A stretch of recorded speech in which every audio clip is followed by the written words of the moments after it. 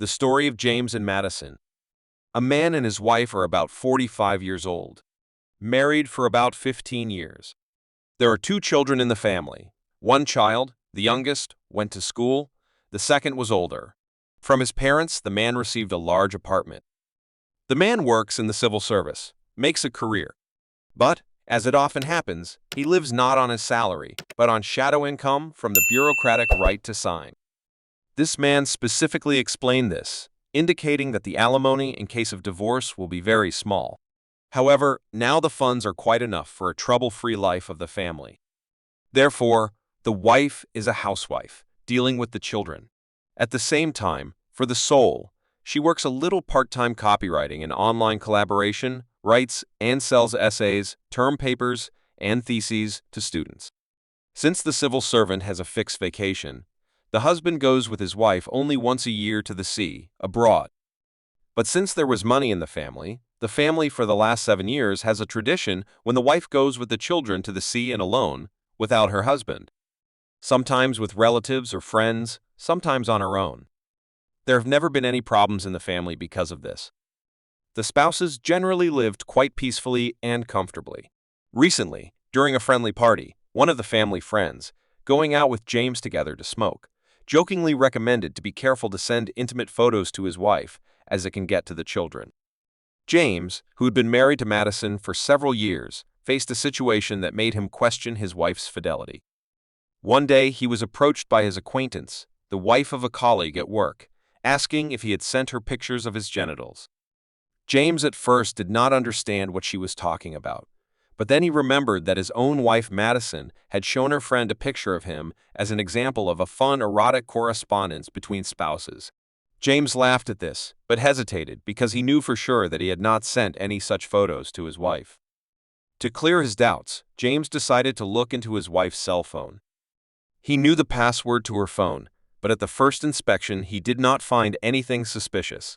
Then he began to look for information on the internet about how to identify hidden chats. He then re-examined his wife's phone and found 4 hidden chats, 2 with men he did not know and 2 with his wife's friends.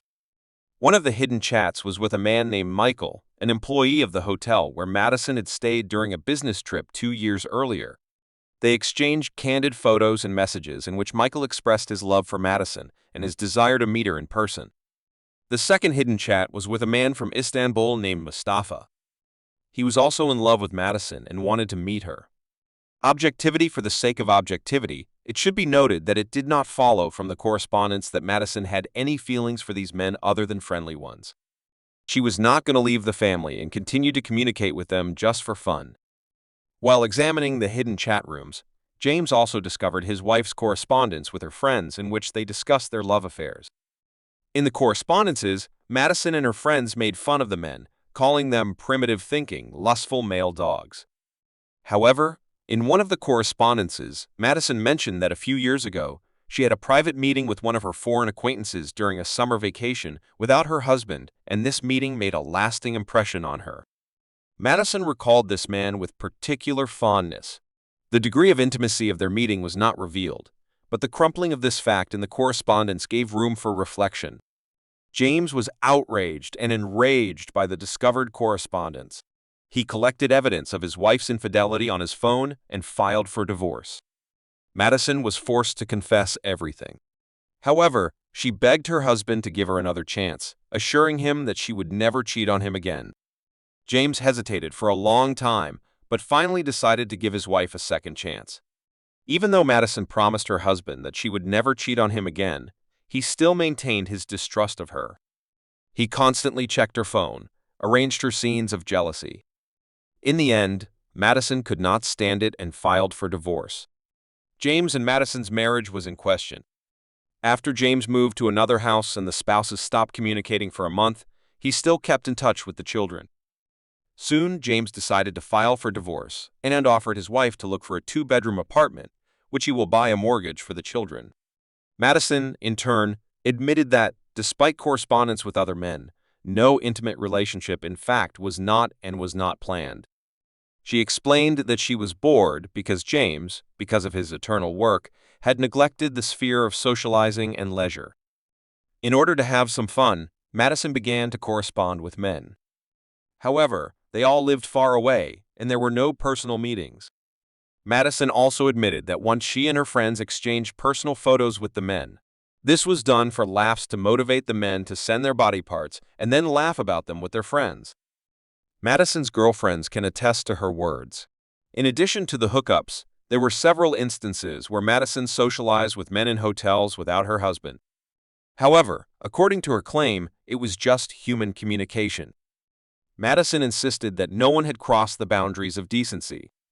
The wife admitted that she was afraid to immediately confess to her husband about the correspondences, so she decided to deny them, believing that this would be the best way out of the situation. She apologized to her husband and asked for forgiveness, but he remained dissatisfied with her explanations. James was particularly angered by the fact that on one occasion he had suggested to his wife that they arrange an intimate correspondence, but she had shied away and turned the conversation to discussing domestic issues. However, with other men, she did not bother herself with long persuasions. In addition, James sincerely considered himself deceived because he was convinced that with such activity of his wife with other men, some cheating on her part was likely to have taken place.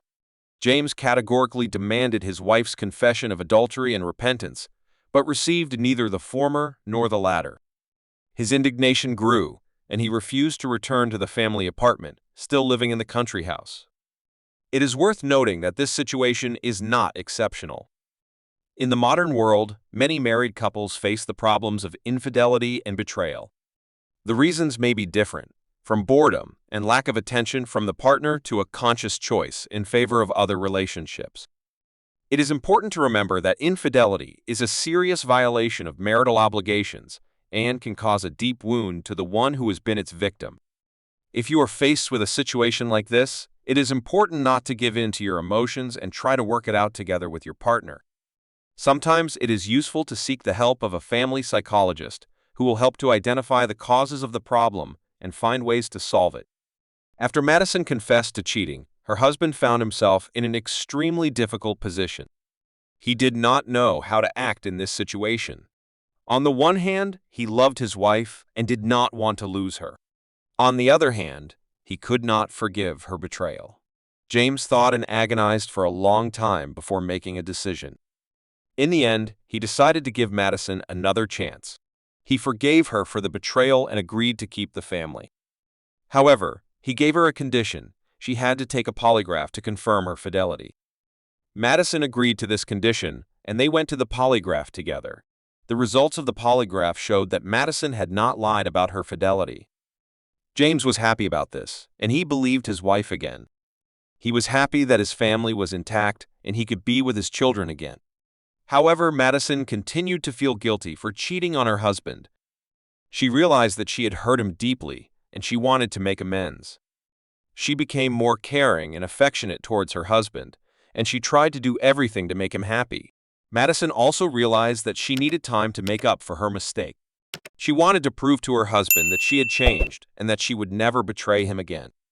She tried to be the best wife and mother she could be, and she did everything she could to make her family happy. As time passed, he was able to completely forgive his wife for her infidelity. He felt love and trust for her again. He was happy that his family was preserved, and he could be with his children again. Madison was also happy that her husband had forgiven her, and she was determined to never do anything to hurt him again. She was grateful that she had another chance, and she wanted to use it wisely.